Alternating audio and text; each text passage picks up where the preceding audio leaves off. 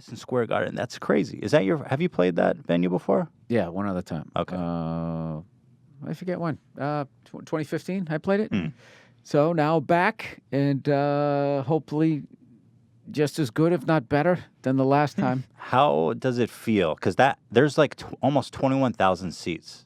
How does it feel playing to that many people versus like 200 people in a comedy club? Well, it depends on how you seat it. Like, so when I did it, I had the stage onto one side, but now this time I'm doing it in the round, so it's more seats. I don't know how many it is, but it's, what I did the first time was I ended up, because I'm a big Zeppelin fan, and Song Remains the Same. That concert film was shot there, so I played drums. So me and the guys from the Goddamn Comedy Jam, Josh Adam Myers and all those guys. Ben Bailey came down. My publicist played drums. We all just, in the empty arena, just sat down and jammed on all these Guns N' Roses and rock songs that we grew up with. And it was fun. It turned it into like, sort of like, it felt like more like a our clubhouse for the day. Right.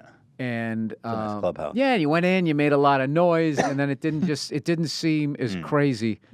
So I went out there, and Paul Verzi opened, and then Joe DeRosa was on, and Joe had this old sort of what I was calling a Golden Girls sweater on. So I just made fun of that. Keep going, for Paul Verzi and Joe DeRosa with his fucking Golden Girls sweater. Just made me feel like I was at a comedy club, And do you get nervous for shows like that still? You've been doing it for a long I get time. more like I want people to feel like they got their money's worth. Like I want people to leave. Like you feel like nervousness and all that is on the way up, and then once you get to a certain level, then it becomes like responsibility. Like these people spent their hard-earned money. They're coming out. They had to get a sitter. Right. And it's not like they just went to a comedy club. Hey, let's watch 10 comics and maybe a couple, grab some drinks. Yeah, have a couple of drinks. Yeah, this is an event. Ooh, so that's a lot of pressure, isn't it? No, I mean, it would be a lot of pressure if I had to do like math, like something I wasn't good at. But it's like this is what I do. They're coming to see me. Right. I mean, you could do a podcast there.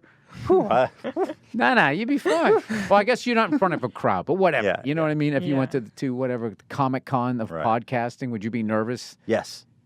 All right. Well, you're an apprehensive talking person. to a nervous guy. I'm so neurotic. I am nervous. I'm nervous right now. Okay. Very nervous. I don't think that's going to help. How do you? Was there ever? No, trust me. I'm on edge. Was there a point? You seem relaxed. Thank you. God. Okay, keep it together. Was there a point when you can't because certainly you felt nervousness sometime? Oh no, yeah, the first 8 years of my career. I mean, I would be like, I'd do a 10-minute spot, and then on nights when it was a difficult crowd in New York, I would be out of breath and sweating. Really? 12 minutes. I was telling jokes, and I would be sweaty.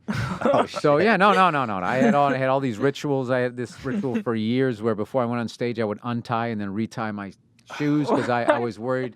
What if they came untied and I did a face plant? Oh my God. I have shit. I have that kind of OCD shit. It drives me crazy. I don't know if that's OCD, but. Well, it depends on what your childhood was. I mean, if you had a childhood and you weren't bullied at all and you still think like that, I would think it was some sort of OCD. But, you got this shit kicked out of you for a while. So it's OCD. You're kind of looking. Oh, yours? Yeah, I don't know. Yeah. I'm not going to diagnose you. I have no idea. Yeah. So in my case, it was probably just, my childhood or whatever. And it's just like, all right. Well, you got bullied as a kid? Yeah. Both. Really? I did bully. It was get it off of me, and I'd pick on somebody weaker than me. It was the Lord of the Flies generation of course, sure. back then. Yeah. So it wasn't the way it is now where, you can go on YouTube and the next thing you know, the bully's crying for some reason. Like, I never understood that.